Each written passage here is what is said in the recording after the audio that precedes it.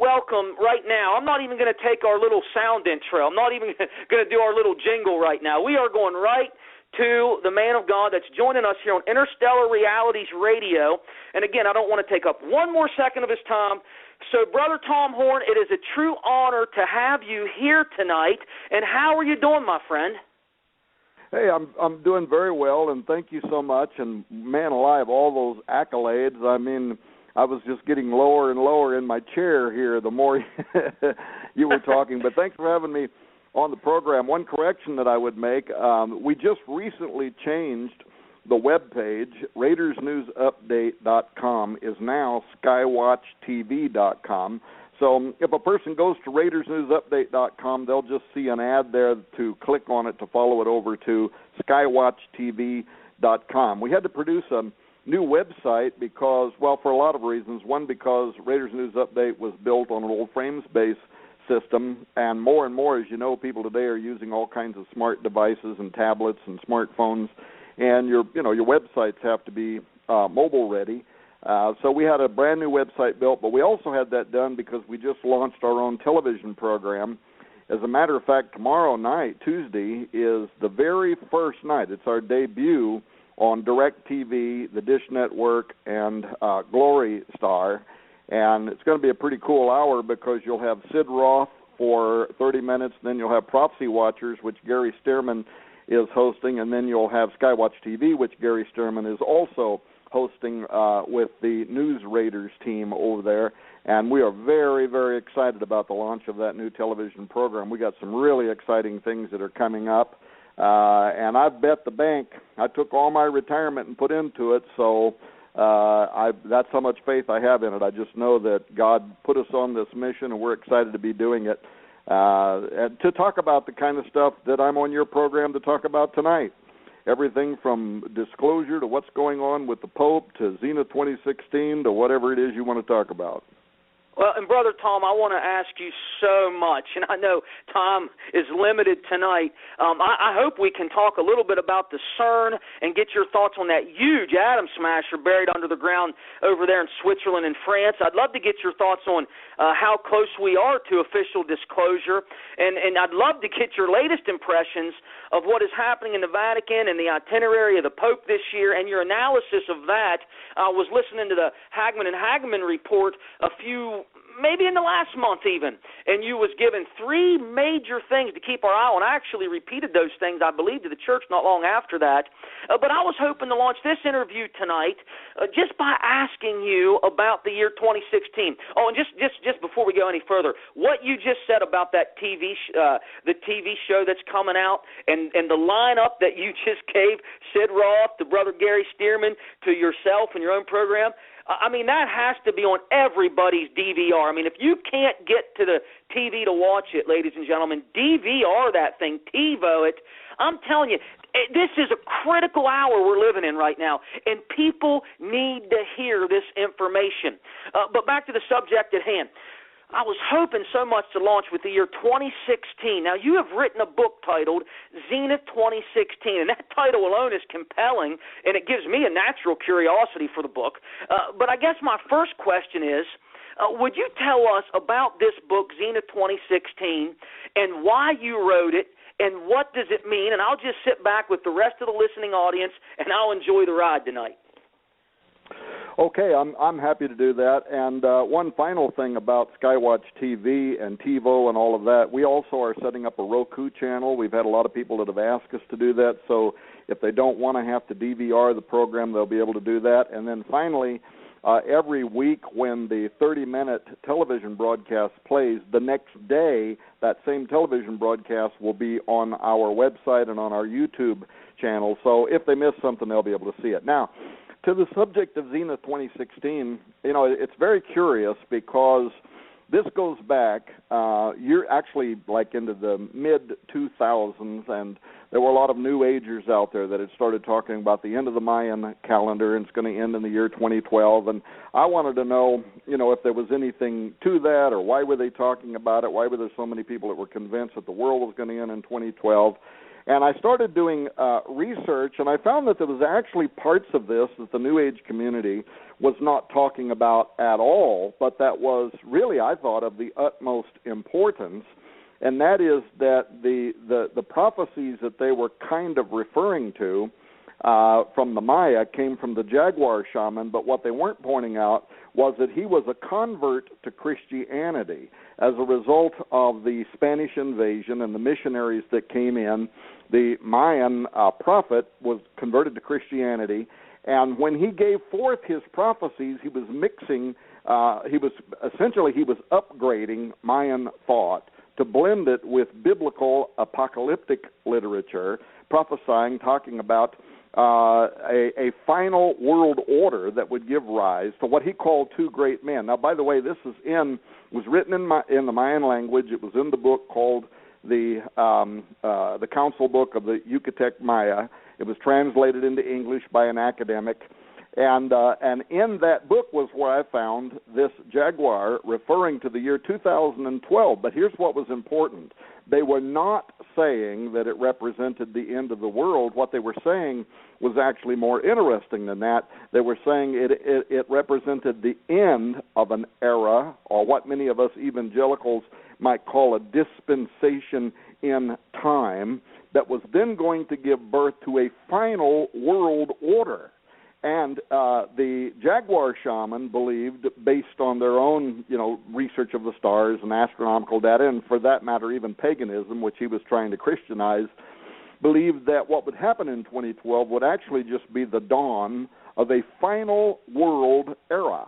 Well, when I discovered that became interesting to me, and I started doing a great deal of research into this idea around 2012. I started sending emails to all of my friends that happen to be Bible scholars and prophecy experts, and also university teachers and people that I had known over the years. I pastored for 25 years, and I was an executive in the Assemblies of God for about 9 years, and I came to know an awful lot of people around the world. So I'm emailing all these people, and I'm asking them if they make anything of this, if they do they see anything in it in prophecy. And mostly I was getting back a lot of answers that were my own opinion at that time, and that it was really just a bunch of poppycock, a bunch of New Age wackoism that didn't really have anything to do with biblical prophecy. But then, all of a sudden, some dominoes started falling. And as a result of my research, I started finding that there were numerous ancient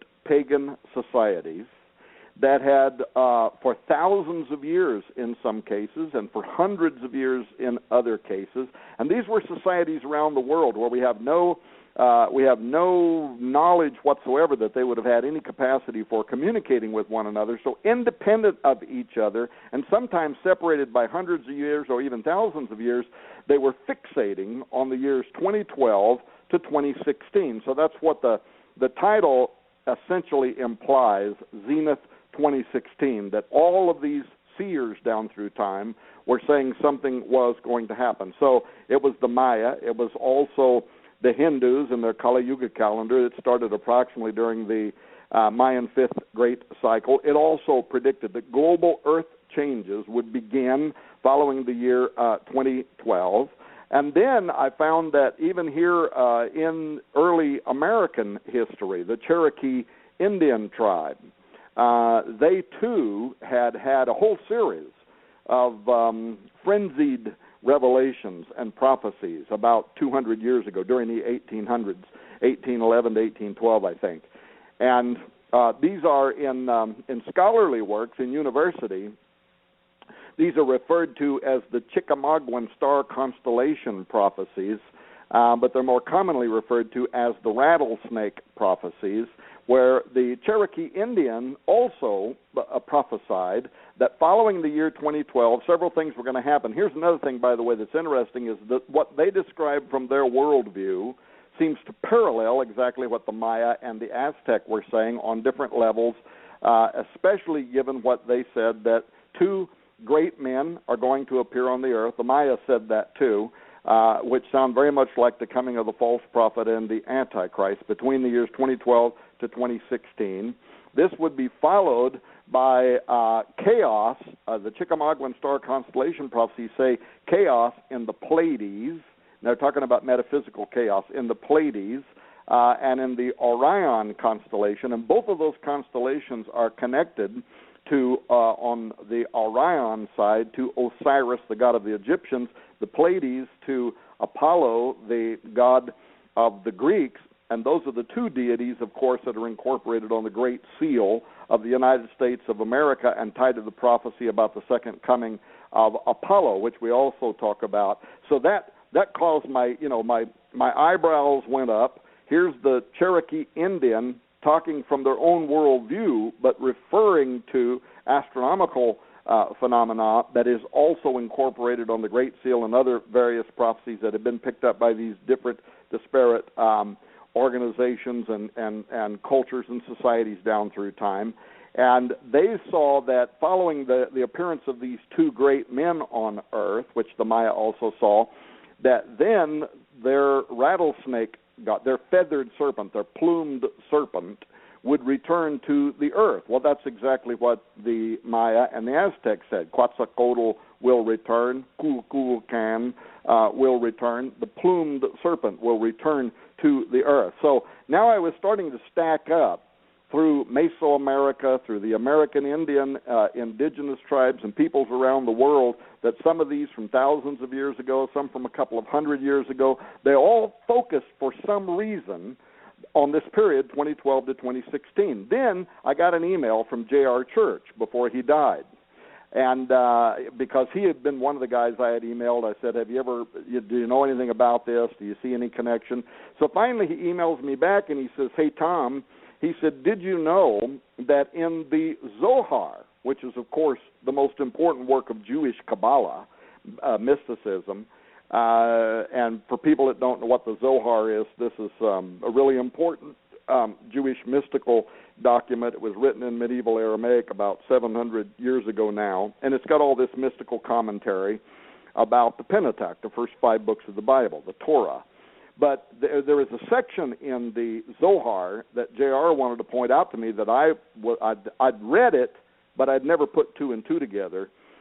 And he said, Tom, open up the Zohar on your desktop. So I put on my headset. I've got J.R. Church on the phone, and I'm wearing my headset. I open up the Torah on my computer, and he said, the Zohar, on my computer. And he says, now go to Volume 3, Section 34, which is the Ve'era section of the Zohar.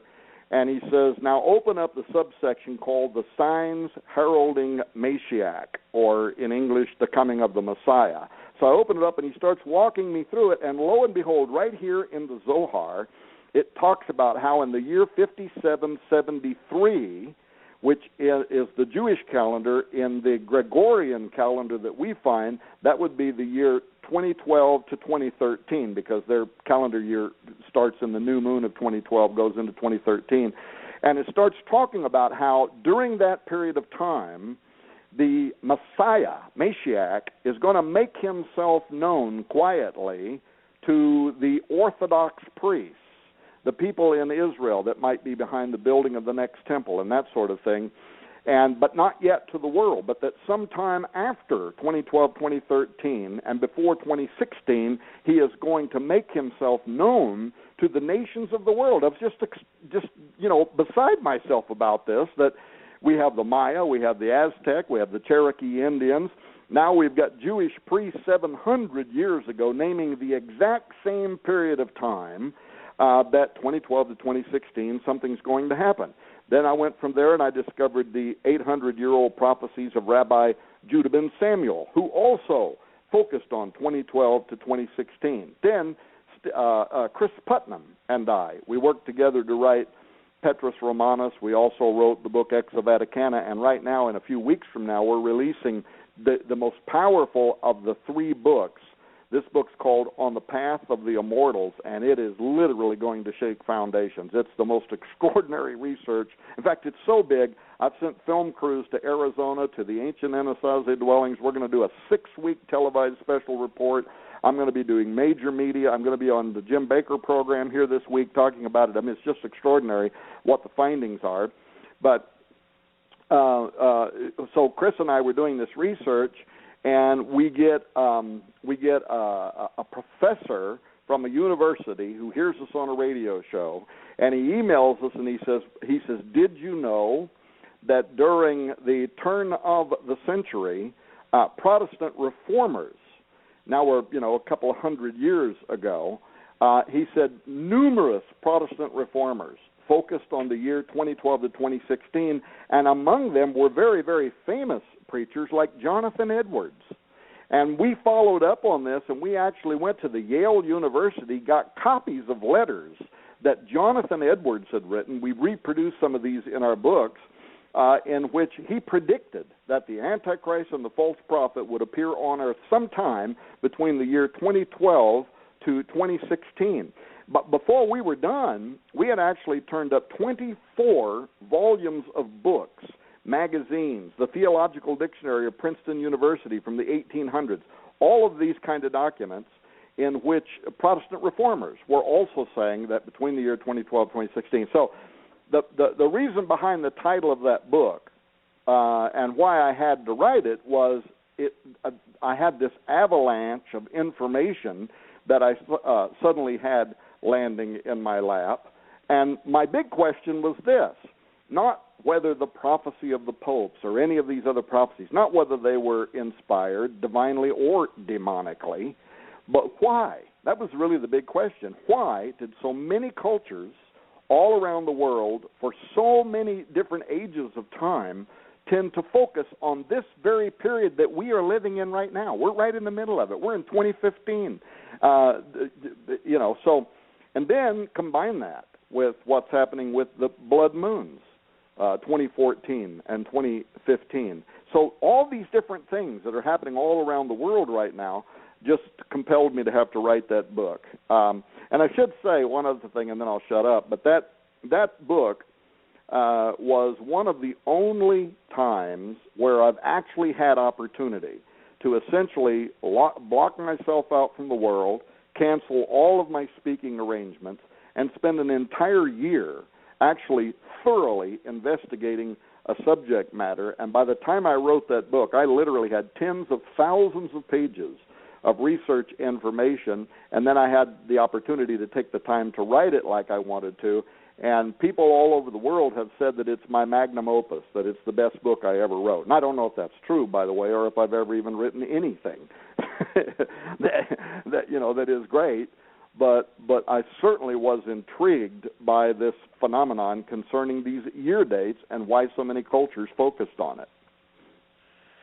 Well, Brother Tom, I tell you, as I've been working my way through Zenith 2016, I believe it's a book that everybody needs to read. I mean, just the opening, just the information in the very beginning of the book about the Founding Fathers and some of the things that it's hard to swallow at first. I mean, especially when you're raised a certain way, and I know you understand what I'm saying there, then you start discovering some of these things, and you're like, man, but it was a little while ago, before I even read Zenith 2016, that I started realizing that there was a real conflict at the beginning stages of our nation. Before the Declaration was even signed, revivals had broken out in the colony, and it's almost like we became a Christian nation in spite of the efforts of many powerful men to make us something different. It was like the revivals were breaking out in the colonies as these men of God were thundering the gospel, and it seems that is why we have the Christian heritage that we have. It's more because, and this is how I've kind of received it in my research, it's more because of the men of God that had the power, the Holy Spirit was preaching the word. And, man, this nation just went into revival around the time of the framing of the Declaration of Independence. I just found that so fascinating that there was a real spiritual battle in this country before the pen was ever put to the paper in the State House in Philadelphia. Yeah, well, that's very astute of you. That's actually the way I typically like to phrase that, is that we became a Christian nation despite perhaps what a handful of Freemasons had intended to build here. The truth is, most of the signers of the Declaration of Independence were Freemasons, and they were committed to an occult plan that is, it's often called the Atlantean scheme. This was a vision, that was based on the works of Sir Francis Bacon, who was an English philosopher, an author, a Rosicrucian. He writes this novel, New Atlantis, that was published in the 1600s, but it portrayed a very specific utopian vision, and there were very powerful members of secret intellectual societies throughout Europe that were very committed to building a new kind of democracy based on the enlightened grandeur of ancient Atlantis as it had been described by Sir Francis Bacon. In fact, there's a Newfoundland stamp. You can look this up on Wikipedia and even see this Newfoundland stamp that is a picture of Francis Bacon on the front of it, talking about how he is the pioneer of the order that will be established here in the United States of America, because the intellectuals in Europe realized that things were too entrenched there. They were never going to be able to establish what they wanted in that country, but they looked here at the New World, America, as a place that was unimpeded by political realities entrenched in their own homeland. And you can read the writings of the Freemasons themselves. Manly P. Hall, who is widely considered Freemasonry's greatest philosopher. He was a 33rd degree Freemason, and he goes into detail about how the early founders of this country were committed to that Atlantean scheme. So that happened to be a fact, and so I typically phrase it the same way you have, that there might have been a small handful of people who were very powerful in the sense that they were in politics, and these were attorneys, and they were highly placed in various positions throughout the government. Thomas Jefferson, of course, wanted Washington, D.C. to even be based after the Roman pantheon, which was dedicated to all pagan gods. So there was a lot of that influence. But what was happening outside of those pristine halls was the Pilgrim movement, which was giving birth to a great awakening here throughout this continent. And as a result of these preachers, as you mentioned a moment ago, who were on fire for God, and people who were on fire for God, this became a Christian nation despite what some of the original founders wanted to do. And throughout the history of this nation, God has saved us from ourselves more than once. I think, frankly, we're standing again right now today at a crossroads. If you look at our relationship with the nation of Israel, if you look at our relationship with the church, if you look at the persecution that's coming upon those who are truly born again right now, who are being told that they're going to have to get in line with certain agendas, or they could have their churches taken away, or they might not have the opportunity to be able to preach, or they could get arrested, or whatever. This is happening around the world. It isn't just ISIS over there along the Euphrates River that's trying to fulfill end times biblical prophecy. There's also an institutionalized side of religion that also is aligning to persecute those who would be truly born again. But here's the upside to that story. That was also true just before every great awakening. If you go back and look at the first great awakening, second, the third, every time it looked like there was no hope, the church is dead. And what happened? All of a sudden, the fire of the gospel somehow was ignited in the hearts of young men and women who became powerful preachers, who became anointed to preach the gospel. And the Apostle Paul gives us the key for national transformation. It is not in the hands of politicians, but rather the Apostle Paul says, I'm not ashamed of the gospel of Christ, for it is the power, and that's the Greek word dunamein, from which we make the word dynamite.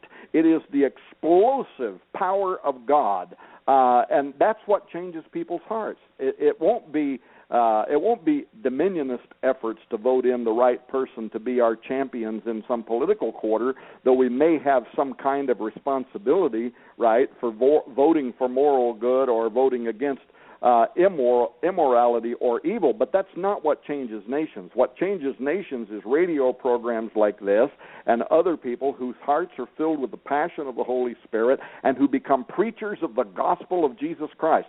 That's what changed.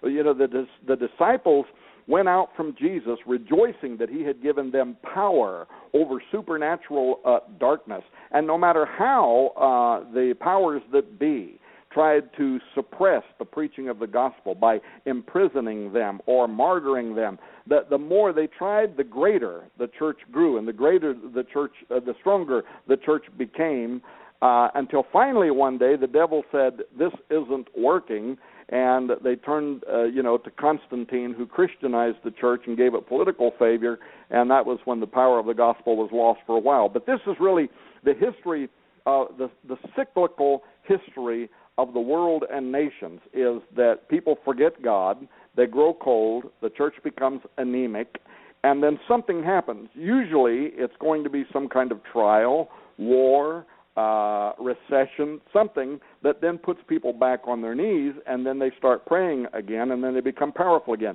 Read the book of Judges and see that pattern over and over again. And Israel forgot the Lord their God and went whoring after this or that. And then God will allow war or judgment or whatever might come. And then what does it say? And Israel remembered the Lord their God. And they put away the high places and they tore down the groves. And then God blessed them once again. So look at where we are in the world today and the condition of the church and the persecution that is coming upon the church, and realize that we are ripe now for another great awakening. In fact, I'd love to find a really qualified author right now that I could publish through Defender Publishing House that could tell me what conditions are ripe right now for another great awakening, because I believe we could be poised for perhaps the greatest spiritual revival in the history of mankind. Well, and I think that scares the godless sect of the government to the point where they'll lose sleep, because that's one thing that Capitol Hill doesn't have an answer for. There's no backup plan. There's no contingency. I mean, if a real, true revival breaks out, that tips the scale, doesn't it, Brother Tom? Absolutely. There you go. That's what changes the hearts of man. True revival, true preaching, authoritative preaching. Absolutely, and it's just I just want to talk about so much. You know, I was reading a headline, just switching gears here. We touched on Zenith 2016. It's 10:30. We're on the East Coast here in blogtalkradio.com/interstellar realities. I'm about just bouncing off the walls to have Brother Tom Horn on this show tonight. I can't even hardly contain myself, and I got so many things to talk to him about. So let's just switch gears here, and let's talk about this Hadron Collider, this atom smasher that they have fired up again as of Friday the 13th. Interestingly enough, and there's all sorts of speculation about this. What do you know about this, Brother Tom? And does it have any correlation with the Tower of Babel in some way? Yeah, well, let me talk about that. First of all, I should make everybody understand that I'm not even a theoretical physicist, let alone a physicist, so I'm not qualified to talk about it much of the scientific side of the Large Hadron Collider. I also need to let you know I have another program that I have to do in about 25 minutes from right now, too. But here's it's always, for me, it's always the metaphysical. You know, we were talking a moment ago about, or I mentioned a moment ago, the prophecy that's on the Great Seal of the United States of America, which was borrowed from the Cumae Sibyl's Novus Ordo Seclorum prophecy involving the return of Apollo at the end of time, who would give birth to this new golden age that I think the Maya and everybody else were looking forward to. But how many know that Apollyon, the destroyer, is actually related to CERN, the Large Hadron Collider? And how so? Because CERN is located, as you mentioned a little bit ago, there on the borders of France. And it's located in an area that's called Saint-Genès-Pouilly. This is a township, actually, in eastern France, on the border of Switzerland, which you mentioned. And it's nestled there in the foothills of the Jura Mountains, Lake Geneva. But this Pouilly, this is an area that had been first established by the Romans, and it was named Apolliacum. Apolliacum, taken from Apollo, and this served as literally a location for a temple to the god Apollo or Apollyon, who's listed in the book of Revelation as belonging to the king of the hybrid fallen angel creatures. In fact, I was just now, as you were talking, I was trying to find some notes that I had been making earlier today, which I wished I could find now and can't, but today I was reading Revelation 9 again, and you know how it talks about Revelation 9:13, the sixth trumpet blows and the angels are released from the great river Euphrates. Now, why is that important? Because that's the very area that the Islamic nation is operating in right now. The Euphrates, runs from the mountains of western Turkey down through Syria, Iraq, the Persian Gulf, and so the literal stomping grounds right now of ISIS, who are very much apocalyptically driven. They want the armies of Rome, to meet them in Dabiq. That's any kind of an infidel army. That might be the United States and coalition forces. They're trying as much as they can by beheading on television and all those things they're doing to outrage the nations of the world, to draw them into a battle because it's part of their apocalyptic belief system. They believe, we Christians talk about Megiddo and Armageddon, and this is going to come at the end of a tribulation period when God intervenes on behalf of the Jewish nation and destroys the armies of Antichrist. But in the Muslim Islamic faith, the Sunni and Shia faith, that's reversed. That's what happens first, and it happens in Dabiq. That's why they've named their magazine Dabiq, that they're going to enrage all the nations, and then the nations are going to gather together in Dabiq, where they're going to be slaughtered somehow, either by nuclear bomb or whatever it is they're going to do. They're going to wipe them out, and then their caliphate's going to swing spread across the earth. Ultimately, this is all going to result in the return of their, first the Dajjal, which is their version of the Antichrist, and then their Mahdi. And, of course, Jesus Christ, they say, is also going to come back, and he's going to spear the Dajjal and help the Mahdi to, let this righteous army sweep over the world. But today, I was reading about this. I thought, man, the very grounds, what is the chance that the very grounds that ISIS right now are operating in is from the book of Revelation, the 6th chapter, but it's the 9th chapter, 1 through 12, but it is the 5th trumpet, the one that blows before these angels are released from the great river Euphrates. That's where a mighty angel, having a key in his hand, comes down to the earth, and he opens the pit, and inside the pit, this horrific horde of locusts, transgenic locusts, come up out of the earth to torture the inhabitants of the earth. But it's there that it says that they have a king over them who is Apollyon, or as this ancient town here, which today is called St. Genus Poeli, where CERN was built, was known as Apaliacum. This is literally an area where an ancient belief existed that this might be the place where the pit would open at the end of time. So of all places on the earth, why in the world would they have gone there where the demon destroyer, it was believed, would come up out of this abyss when it was unsealed? And then not only do they do that, they go there and they build the Large Hadron Collider, the CERN Collider, and then they put right out in front of it the Hindu version of the destroyer god, the Shiva, which destroys at the molecular level and then puts it back together again. So now you mentioned the Tower of Babel. It is said that one of the possible locations for the Tower of Babel was actually directly over the presumed location of the Abzu, or the abyss. And the question is whether Nimrod was actually trying to unleash the locusts in defiance of God's ultimate timing. You said you're going to have Dr. Michael Lake on your program here pretty soon. You could talk with him about some of that stuff.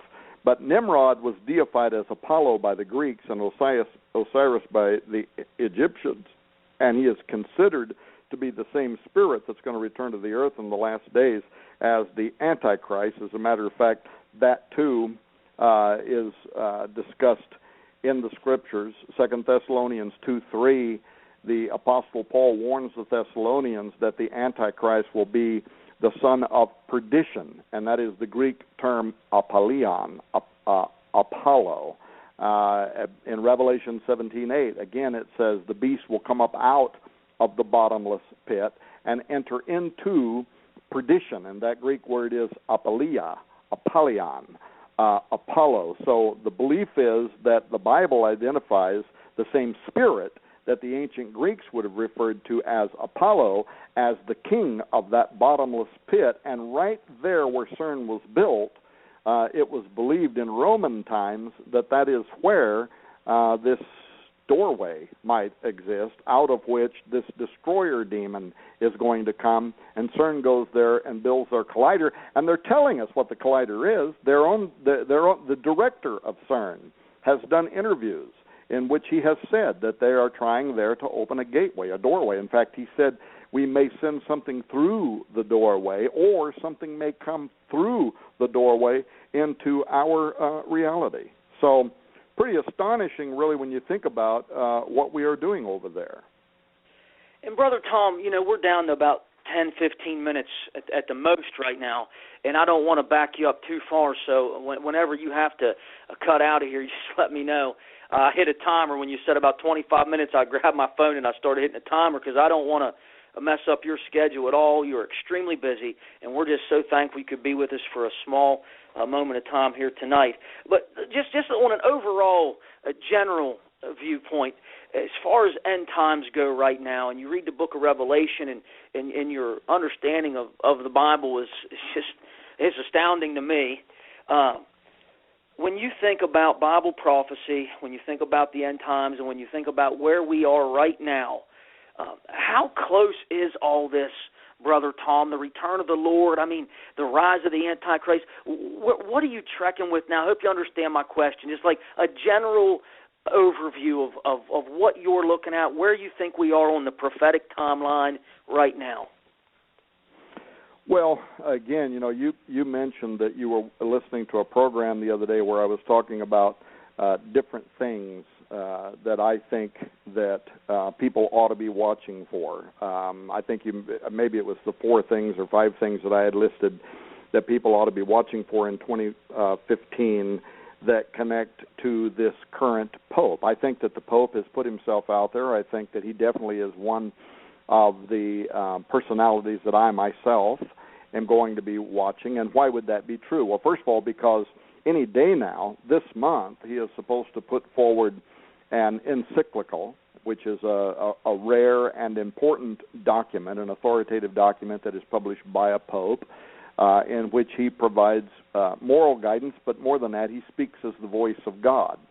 It's kind of a vicarious filii Dei moment in which he is speaking as the voice of God on a moral issue. So this encyclical will be taken by all of the bishops around the world. It'll be given to all of the over 1 billion Roman Catholics in the world, and it will become a mandate, something that they have to believe in and something that they have to aspire to or something that they have to promote. And the question is, what is this encyclical going to say? Now, we're going to find out, right away. We're going to find out in the next few days or this month, as I understand it. But even some of the conservative Catholics are very concerned about it. They want to know why the Pope has essentially stepped away from talking about theological issues and has taken up a political issue, an environmental issue. And we're going to have to just wait and see. But I do have some concerns about it because, first of all, he also is going to speak in front of the United Nations, which I think is kind of a tell about where this encyclical is going to come down in terms of its language, because, in the United Nations, years ago, they adopted what a lot of people call Agenda 21 principles. Those are not mandatory for the member states, but they could become mandatory, especially if you have somebody like the Pope out there who is advocating for them. And the reason that I think the Pope might advocate certain Agenda 21 issues is because of the language he has used publicly, where he has used phrases like human ecology and your carbon footprint. So he seems to be borrowing from some of the very same language that was originally adopted by the United Nations. Now, why should we care about any of that? Well, because, this could become part of a totalitarianistic, even an Antichrist kind of global government system. Agenda 21 issues, environmental issues, could take away your right to own private property. Even if you're allowed to own private property, it could restrict your use of that property, whether or not you could raise a garden, things like that, whether you could capture the rainwater off the top of your house to put it into a cistern so that you could use it for emergency uses. There are states already where people are fighting issues like that, but this originated with the United Nations Agenda 21 issues, but it could be even worse than that. Agenda 21 issues could limit how many children you're allowed to have, whether or not you're even allowed to have a car. And this goes back to some of the 1970s and 1980s issues that came out of the environmental movement, the Goddess Earth movement, the greening of the church and society, Al Gore and all that. I had a friend back in those days named Samantha Smith who wrote a couple of different books. One was called Goddess Earth. I forget what the other one was called. That were fairly heavy investigations into some of this language that was winding up in the United Nations. So I think that's one thing to watch right now.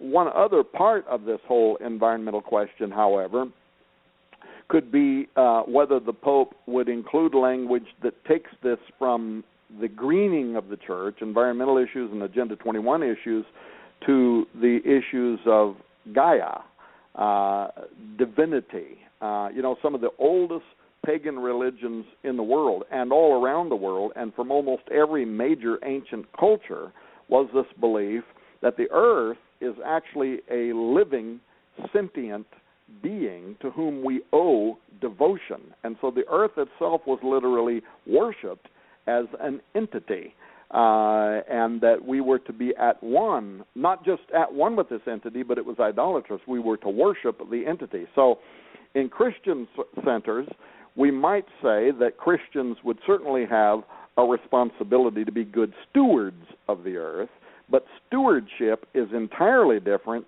than worshiping the earth. We would say we could be stewards of the earth, but all of our worship and devotion goes to God, who uses the earth perhaps as an instrument to bless us with things like food and things like that, but we would never worship the earth. We only give devotion to God, where in Gaiaism, that whole role is reversed. The earth literally becomes the mother of God, and these are things, of course, in Catholicism that can get quite confusing.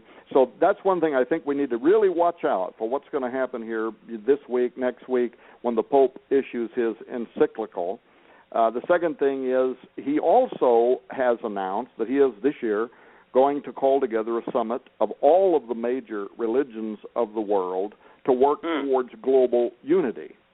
And that, too, is very prophetic, because I think that we're living in a time when a man of superior intelligence, wit, charm, diplomacy, is going to appear on the world scene as a savior. And right now, this Pope has a 95% popularity rating. He's extraordinarily popular, more so than any man on the face of the earth today. He rates higher than everybody, including the presidents of nations. And he has something like a 70% popularity rating among evangelicals. So when this guy starts talking about calling all the major religions of the world together for purposes of global unity, you could literally be looking at the formation of a one-world church. And if I had time, I could describe how I think certain trigger events could work in favor of that would cause both the nations of the earth and the religious centers of the earth to temporarily at least lay down their differences and come together under one global umbrella. And I think this Pope would be right at the center of that. Very quickly, another thing, the Pope is not only going to address the United Nations, but he's also going to address a joint session of the United States Congress. This has never happened before. So we're literally talking about the merging of politics and religion, which I have believed all of my adult life is the platform on which the Antichrist will arrive. And then fourthly, there are conservative Catholics right now that are implying to me that this encyclical may include language that connects to what's called the many worlds theory. Now, this is a theory that is very much espoused by many of the Opus Dei level theologians in the Roman Catholic Church. It's what makes them talk about aliens, and we would accept them as our space brothers. A lot of that theology grows out of what's called many worlds.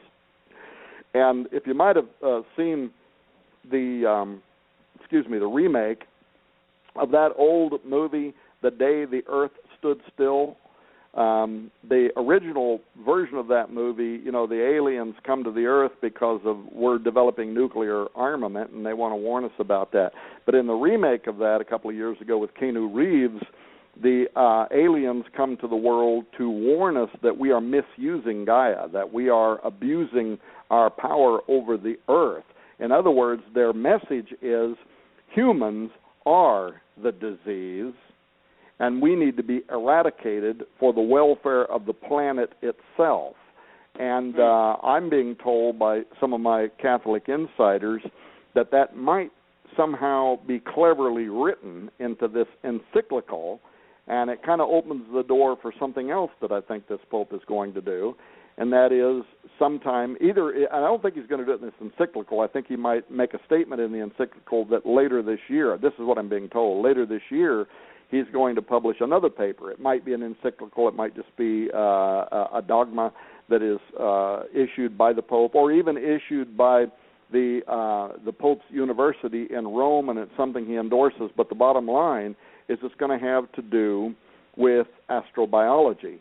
And here's what a lot of people don't know, is that Pope Francis, before he became a Jesuit, before he entered the ministry, he earned degrees in science. He had an interest in astrobiology. And furthermore, he's got a long-term relationship going all the way back to the state that he comes out of, with Jose Gabriel Funes, who is the current leader of the VORG, the Vatican Observatory Research Group. And Jose Funes, Argentina was the word that I was looking for, Jose Funes recently, in an interview with the Catholic press, he said the Pope is dealing with all of the things that he has to deal with in the world right now, like ISIS and things like that. But he said very soon the Pope is going to turn his attention to the subject of astrobiology. Now, Jose Funes is the head of the Vatican Observatory Research Group, and he has been a friend, a personal friend, a close friend of Pope Francis for many, many years. So he's got inside information, and I'd love to know what made him say that to the Catholic press.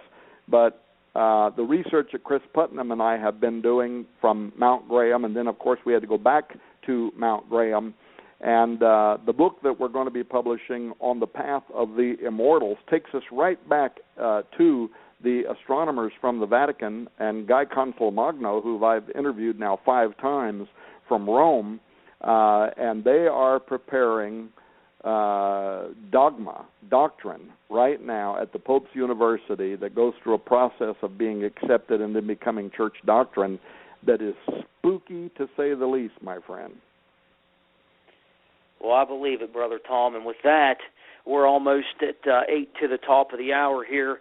And, I was just looking at a headline that I'd researched a few days ago talking about a mystery noise that could be an Earth-like world 22 light years away. And what I believe we're seeing is, in a general sense, is just soft disclosure, as Brother Marzulli likes to say. And at a certain point, we know that this thing is all going to reach a head. And that point seems to be right around the corner, doesn't it, Brother Tom? Yeah, absolutely it does. And again, this is exactly what we're doing right now. When we came down off of Mount Graham, and it's hard to believe that this has been almost 24 months ago. And the whole process, by the way, that entire thing was preternatural. It was like supernatural. How Chris Putnam and I came together. We knew that if we were going to get to the bottom line, we were going to have to get to the top of Mount Graham. And people don't understand. You don't just get in a car and drive up to Mount Graham and say, we're here to see the aliens. I mean, this place is highly, highly guarded. Miles down the mountain from the observatory, there are huge fences with signs in various languages talking about all the terrible things they're going to do to you if you try to climb over that fence. So I negotiated that through the Arizona State University. We went to Mount Graham. We met with the Jesuit astronomer who was on duty that day. We saw all of the Vatican's advanced telescope. We saw the radio telescope. We saw the large binocular telescope. Spent the entire afternoon with the lead technician of the LBT, the Large Binocular Telescope. He showed us the Lucifer device. In fact, if you watch the trailer that advertises the book Exo Vaticana, you'll see us going up the elevator, 1 floor, 2 floor, 3, 4, 6 floors, all the way up to the 7th floor. Now we're way up above the top of the large binocular telescope, and you'll see a picture of the lead technician taking a laser pointer, pointing down in between those two gigantic twin mirrors. This is the largest telescope in the world. And he's pointing in between the two of them, and he says, "This is the Lucifer device." And, brother, I got to tell you, did I have a monstrous amount of emails for a while from people saying, what in the world are they talking about? What is the Vatican doing on the top of a mountain in Arizona using a device called the Lucifer device? Well, the answer comes from another Jesuit, Malachi Martin, who in 1997 told Art Bell on Coast to Coast AM, when Art Bell said, "Father, why is the Vatican on the top of that mountain studying deep space?" He said, "It's because at the highest levels of Vatican governance, they know what is approaching the earth and that it will be of the utmost importance in coming years." Well, I think we finally figured out exactly what it is they're doing. In fact, the Jesuit on duty that day, we have him on film telling us that they are monitoring something that is in deep space and that they're watching exo worlds where they think that there could be the conditions for extraterrestrial intelligence. But it was when we came off of the mountain that we found out from the native tribes that joined the environmentalists and filed a federal lawsuit to try to stop the Vatican and NASA from going on the top of that mountain. They were the ones who told us what was really going on there. And at first, it was too mind-boggling to even conceive. But in our words, in our modern lingo, what they explained was Mount Graham is a portal. It's a stargate.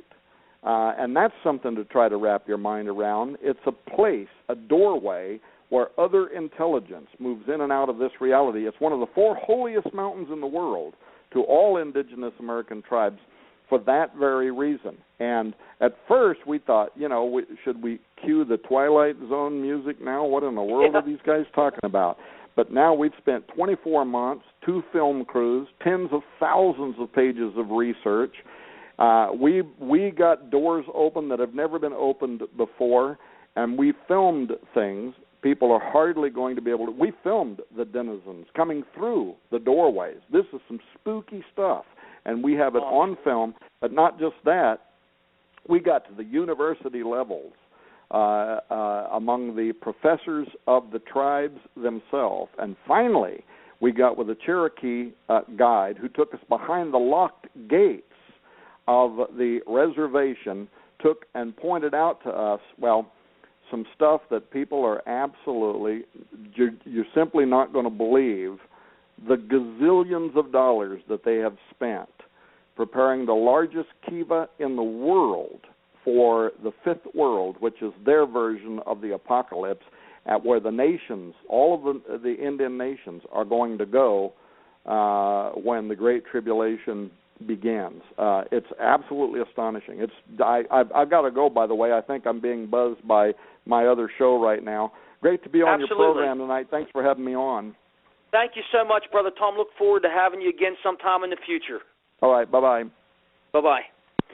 Ladies and